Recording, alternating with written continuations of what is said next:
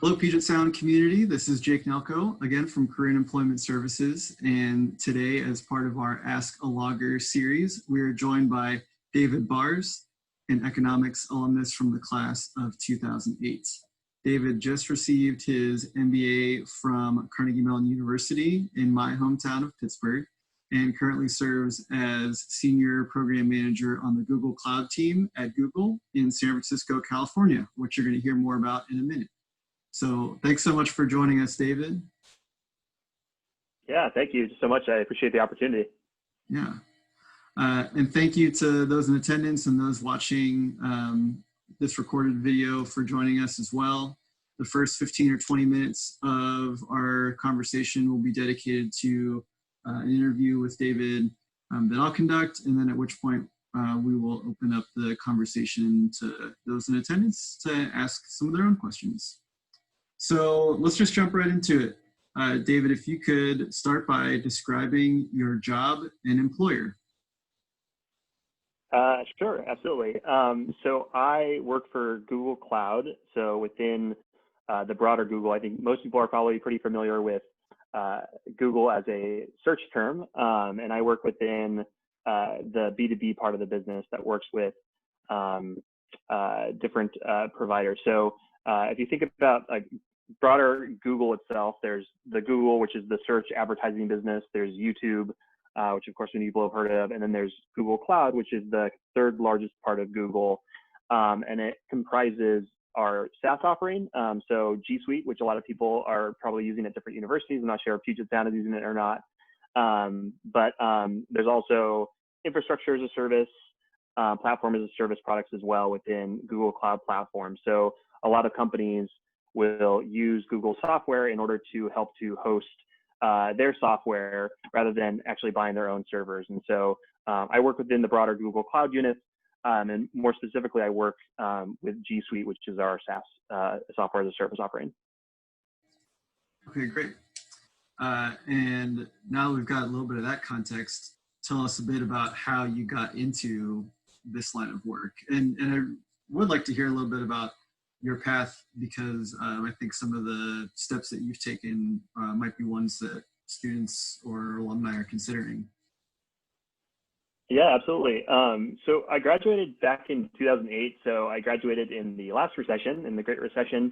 And when I initially graduated, I wasn't quite sure what I was going to do. Kind of initially was planning on trying to go more towards like a finance or something that was going to be more kind of directly using the economics degree that I got.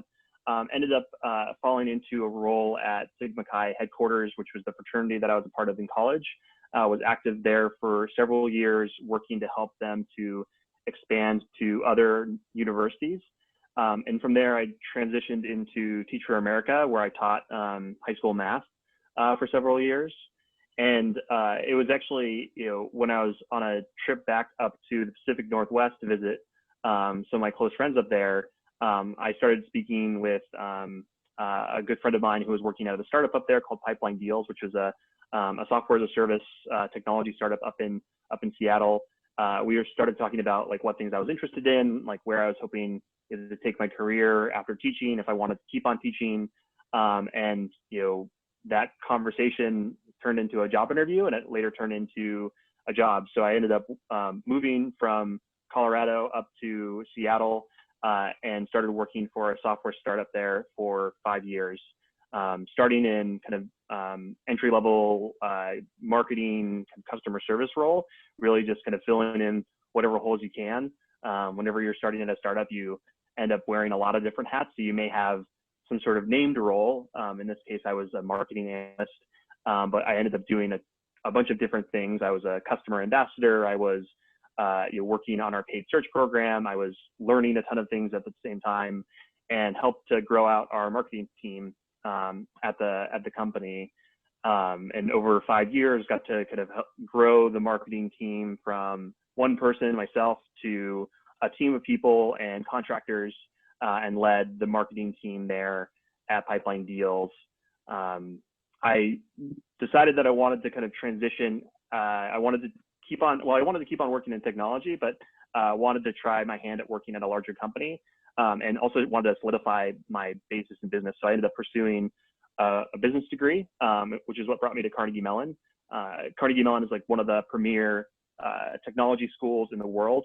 It has the #1 computer science program, and they also have one of the best business schools in the world as well at Tepper. So I chose to move to Pittsburgh, joined Tepper's full-time program, and was continuing to pursue opportunities in the technology space, which was what ultimately brought me to Google. I interned with Google this last summer as an MBA intern, and then received a full-time offer this past fall, and just returned to them back in May. Okay, cool. Yeah, that's helpful for context. So obviously COVID-19 has affected everyone in the US. How have you seen, and maybe just from your perspective, you're not speaking for everyone in your field or everyone at Google, but how have you seen COVID affecting hiring from your perspective? Yeah, I think how COVID is ultimately going to affect hiring across the technology industry is still a little uncertain. But what I've been seeing so far is that a number of the major technology firms are continuing to hire and bring on new talent. I think in large part that's because we're continuing to consume technology services more and more, even while we're sheltering in place or safe at home. So I mentioned earlier that I worked for Google Cloud, which is the kind of the B2B, like business to business side of the business. And there, people are continuing to consume those services, even though, they're not necessarily able to go into an office. And you can imagine that there's a number of different technology firms that are doing that right now. Zoom just recently had its investor call where they announced that they had increased by like 160 or 170% in a quarter. It's like incredible growth. And so, I think there are still a lot of opportunities within technology companies for graduates. And, there's also, I think, a number of other kind of places that may, there may be growth opportunities as well. But I think, at least within technology, I think there still are definitely opportunities that are out there. They just may be like limited in ways that they weren't before. Some consumer companies, have been a little bit more impacted. Certainly, like companies that are in like the travel space or other kind of offline industries where, if you can't be in person, like travel companies or those types of things are just not doing as well right now. So it's definitely a mixed bag right now, but there's still, I think, a lot of opportunities for growth in technology. Cool. Yeah, that's good. That's good perspective. It's consistent with some of the things I've been seeing. I'm not surprised that, especially in the team that you're a part of, that's one of those technologies that continues to be used and might even be getting used more than before.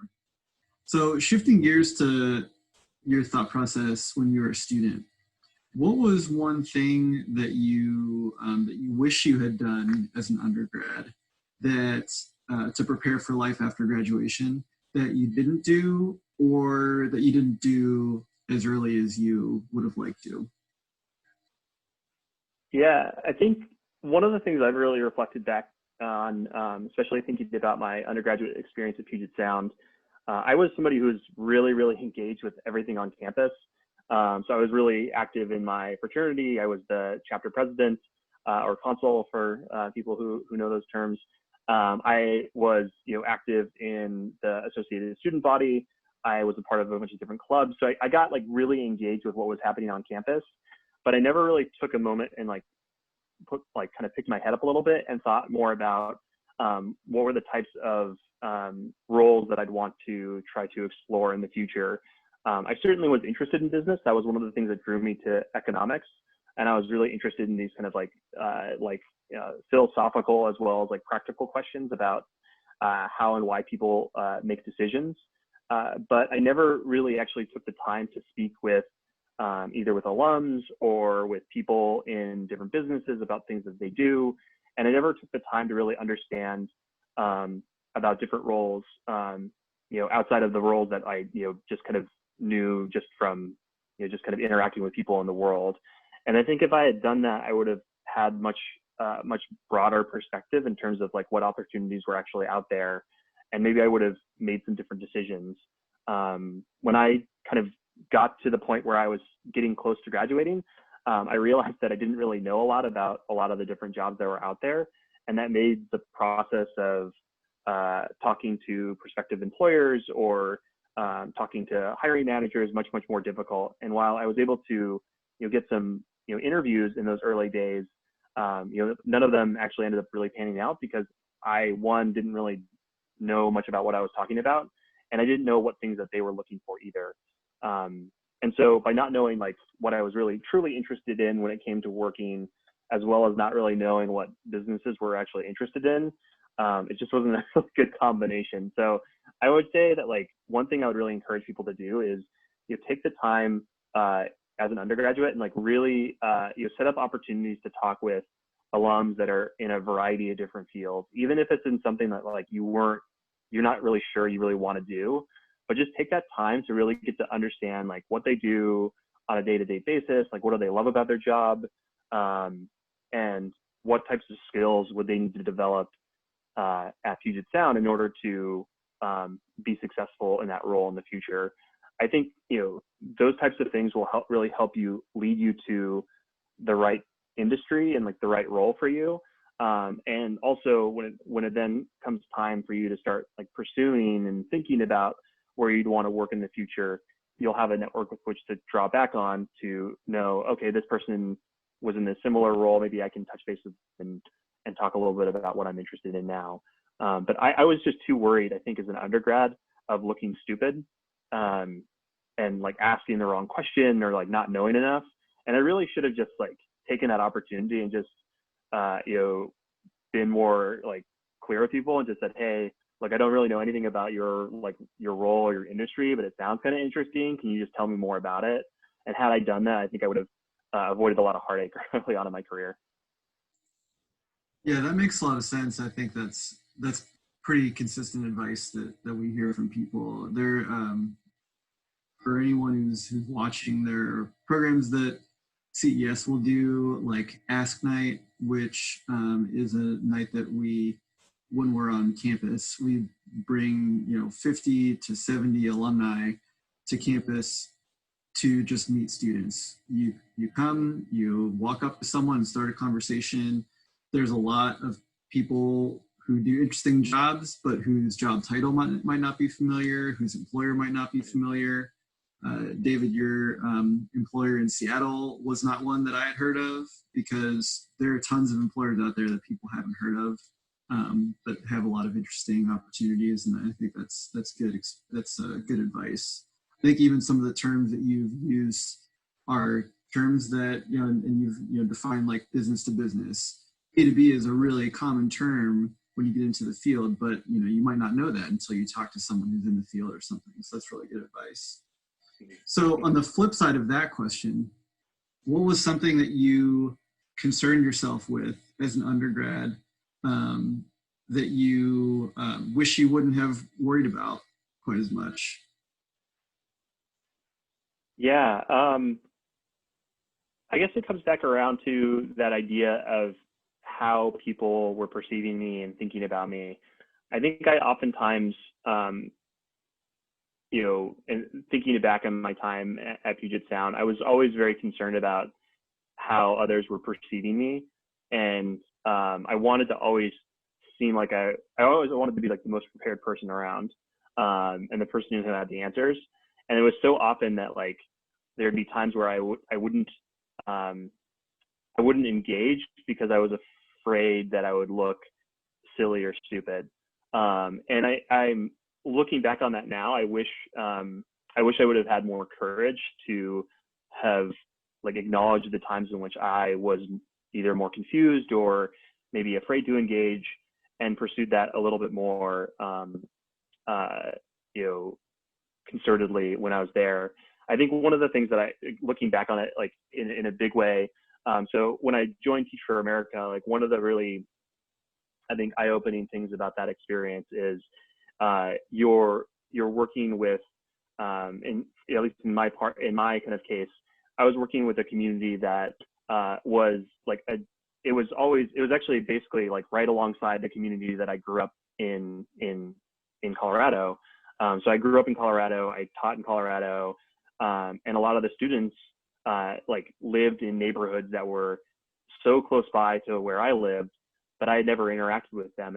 And that's in large part, I think, due to like, both like historical and systemic racism in society, but also the fact that I had not ever like built up that awareness to look outside of myself and my own community and to look at what else was happening there. And there were a lot of opportunities at Puget Sound in retrospect for me to have gained more of that context.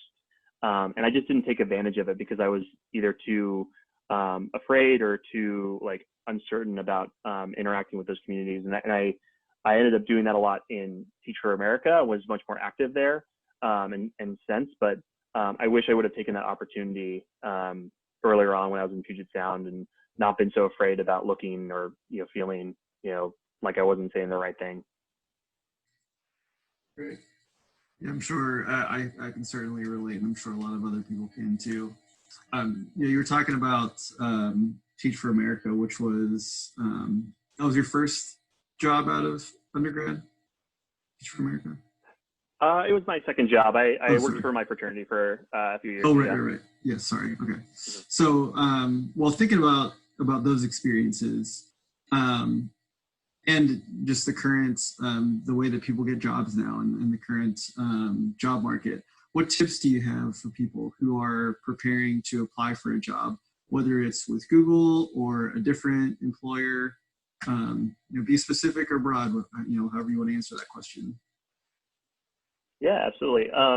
So I think a first step I would say is like start by doing some relationship building with folks.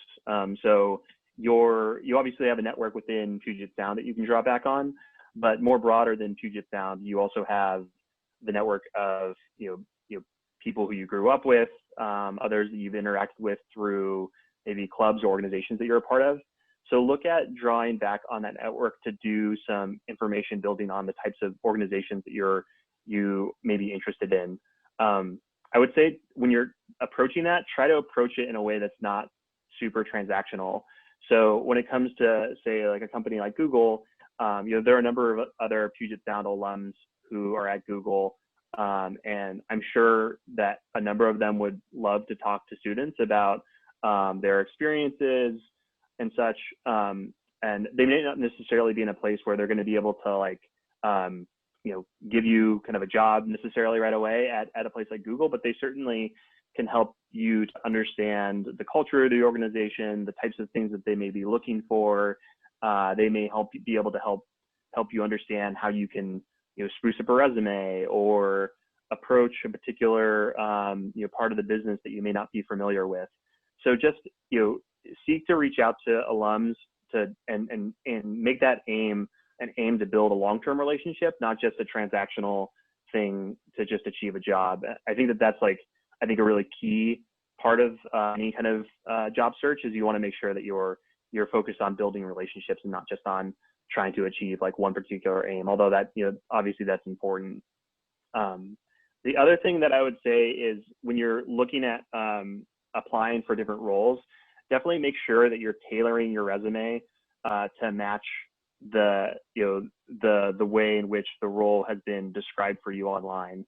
So there's going to be a lot of keywords within the resume that really key onto the specific things that they're looking for from their candidates. Now, you may not feel like you have every single one of those things, but you want to make sure that you can, as much as possible, key on to the key characteristics they're looking for from those different roles. And as much as possible, like mirror the language that you see in the resume. It's okay to like, everybody wants to have their own kind of like, unique spin or unique language on how they've like had their different experiences, but really in the instance of applying to different roles, it really is important to mirror the language that you're seeing on those job sites so that your resume can get noticed. Because a lot of times And again, I don't have any particular insight about Google, so I'm not necessarily speaking about that. I'm just speaking just kind of generally about the job search process more holistically. A lot of companies are using some sort of like keyword matching technology in order to sift through initial resumes. And if you don't like have language that keys in on the keywords that they have on those job recs, you're not necessarily gonna get through that first round. So you just want to make sure you're tailoring your resume and your cover letter for particular for a particular role. And on the cover letter point, like I will say that so not every company like is going to look at it equally. I just wrapped up a business school, and there's a big focus on job searching and such at business school. And I did a lot of work like working with people on preparing for interviews and resume building and cover letter writing. Companies flat told us, hey, we probably aren't going to look at the cover letter. I definitely had a few recruiters who told me point blank, I absolutely read the cover letter, and if it's not there, I just throw away the application. So you don't know who you're going to be getting. So it's best to be prepared and assume that they're going to read it. And so write a really great cover letter that's going to really entice the recruiter or the hiring manager to want to talk to you further. And I guess the last thing I would just say is like look beyond like your typical like name brand companies. Obviously, like places like Google and Amazon and Facebook and Microsoft, like within the technology realm, there's going to be a ton of people who are going to apply for those companies. But there's tons of smaller businesses that are looking to hire people like right now. I know my former employee Pipeline Deals, I just saw they put a job rec out for, they were looking for a developer. But if you're a Puget who has some experience writing Ruby, like that might be a really good like entry level job for you to jump into. And they're looking to hire right now. I think that there's certainly other companies that are like them, that are not the kind of the name brand companies, but are great places to start your career and great places for you to learn. Cool. That's good advice. And the cover letter advice is the exact advice that I give. Some people don't read it at all. Some people read every last word and place a lot of value on it, and you got to prepare for the latter. That's good. My last question before we open it up is about graduating into the Great Recession. So obviously we're in a challenging job market right now. So what advice do you have for students who are graduating into this current job market that looks similar to the one that you graduated into? Yeah, I just want to say like I have a lot of empathy for all the class of 2020. Like I remember what that moment was like. I remember graduating and not having a job and being really worried and scared. And so definitely like there are other graduates who are out there like me who like they remember what that felt like. And so make sure you reach out to people from the class of 2008, 2009. They know how you're feeling right now, and we're here to be advocates for you. I would say like my kind of advice for you is I think some of it's like practical, and some of it's more just kind of broadly strategic. So on the technical side, I would say really think about like for the next few months, what are the things that you can do kind of tactically to prepare yourself to start to like to apply to different roles, but then also in the off chance that you're not able to find a position, try to figure out like what your kind of different backup plans could be. For myself, I was like living in a kind of a house off campus that for a couple of months, I was able to jump on somebody whose lease hadn't ended yet, and I was able to throw them a few $100s and make a little bit of money on the side, just doing like whatever I could. It wasn't super glamorous, but I just kind of scrapped for a little bit because I while I was looking for a different role. So you want to start to think about like what your kind of 3-month and your 6-month plans are if you're not able to find a particular role, and see what kind of backup plans you have. That's going to look different for everybody. And so you just have to like kind of like you base that based off of your personal use case. I think the second thing is what I was mentioning earlier is looking beyond like name brand companies and really looking at different opportunities that are out there. There are a number of different staffing companies that can be really helpful, especially in times like this, to find temporary roles. So a lot of companies may not necessarily feel the certainty to be able to hire people full-time right now. But there are a lot of like companies that have burgeoning needs and they do need to hire people. So checking with like, different kind of staffing agencies to see if there are temporary roles that will help you to still build skills that are going to help you to get that full-time role that you want. And we're going to help you to bridge the gap between now and being able to get that full-time role. You want to make sure that you're keeping an eye on like things that are going to help you to develop those types of skills that are going to make you really attractive to full-time employers. So try to like find ones that are going to enable you to build and fill in like gaps in your resume. And the best way to understand like where the gaps are is one, to meet with and talk to people who are working for these different companies and to, see if they can give you kind of an honest assessment on like what's happening with your resume and your experiences. And then lastly, I would say is just, you got to like develop some really healthy habits during this time. For me, post-graduation, I had to like force myself into having some semblance of a schedule. So making sure that I was, getting up at a certain time of day, not staying up super, super late, making sure that I was starting to eat a little healthier. I'm much better about doing things like meditation now and journaling than I ever was when I was 22. But certainly I think those types of things, especially if you can get access to something like Headspace, or there's a workout app that I've been using called Down Dog that it's free for students. So if you have a student email address still, which you should through Puget Sound, you can get a free kind of account through that. Just doing things to like keep yourself active, to keep your mind sharp, and to build in at least some sort of regularity in your schedule so that you can do the things that you're going to need to do over the next few months, like, apply to jobs and networks, so that you can, find that role for yourself. Great. I would echo all of that too.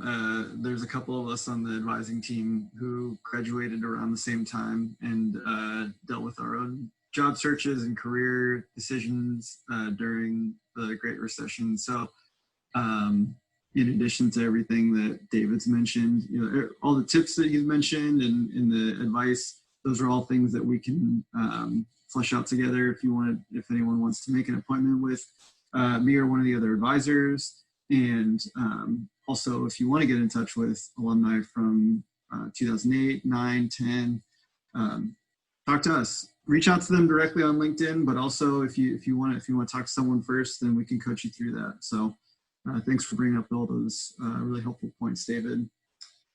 Those were all my questions. So we'll leave some space for our audience to ask questions if he has any. So yeah, let's give some space for that. And you're welcome to type something into the chat, or you can unmute yourself and join the conversation, whichever you'd prefer. Okay, sweet. Well, first off, thanks, David, for all the great advice that you've given us, not only to me and Jake, but also to anyone else who's going to watch this and who will be watching this, I'm sure. So thank you for that. And what kind of a job at Google exactly, like a brief summary if you want, would you really be doing since with you having an economics major exactly? So I can describe for you a little bit the role that I have. There's probably a number of different roles that you could do at Google with a background in economics, but the particular role that I work on, it's within a team called Growth Programs. So within like Google Cloud itself, I actually sit underneath the broader sales organization. So the sales organization is, in charge of like growing the company, growing revenue. And so there's a number of different ways that Google does that. Like one of them is through just your kind of traditional salesperson, which has its own, set of like processes, and there's a whole like kind of complex, sales org that you can join. There's also, outside of just kind of touch sales, there's what we call like online scaled sales. And so this is, pretty typical within like the online world. There's a lot of ways that you can purchase things online without ever having to engage with a salesperson. And those are the types of things that I work on at Google. So anything where we're trying to increase the number of people who are purchasing either G Suite or one of our GCP products, through either making it easier to purchase it by maybe doing some sort of optimization with the purchasing process online, or maybe increasing the different types of forms of payments that we can do, or maybe through other kind of initiatives that we're doing to try to just try to make it easier or more seamless for people to be able to start working with Google products. Those are all the types of things that I work on. And with my background, I didn't actually start, I'm not a computer scientist. I'm not an engineer by training. But by working at the startup, I really started to develop more of a technical skill set. And one of the big things I do as a program manager is I interface between a number of different teams, and I help to bring them together in order to align them in order to pursue particular programs. So I'll work really closely with our product managers and our engineers in order for them to understand exactly what like the business requirements are, what's the business case for pursuing a particular change, and then they'll help me to understand like what maybe some of the constraints are, and I'll advocate for pursuing a particular growth initiative. And as you can imagine, at a place like Google, I mean, there's a really big company, and so there's like a lot of different things that we can potentially work on. And a big part of my role is making sure that other people are like really excited about working on the things that I think we should be working on, and making sure that there's like alignment between all the different parts of Google that could be influencing it, so that we are all moving in one direction and building things that help grow the company. So I would say like the things that from like my economics background that were most useful, I think just having a good understanding around human behavior and like buying behavior is really important. I took a number of like behavioral economics courses at Puget Sound that I thought were really useful. And also, we're working like globally. And so when I'm doing like modeling work to build the business case for certain things, I'm drawing back on some of the skills that I like gained as an economist in order to do that modeling work. And obviously also just augmenting that with things that I learned both on the job and then also during my MBA program to do some more advanced modeling than maybe I would have done as an undergrad. So hopefully that helps answer a little bit like the type of work that I do. Yeah, for me personally, it's going into like business with no real real set direction in which area, because business is like a vast major to go into, as Sure. you know. So and possibly with a Chinese minor as well. So do you think behavioral economics might be a good course to take to have that develop those like skills Yeah. help to other people?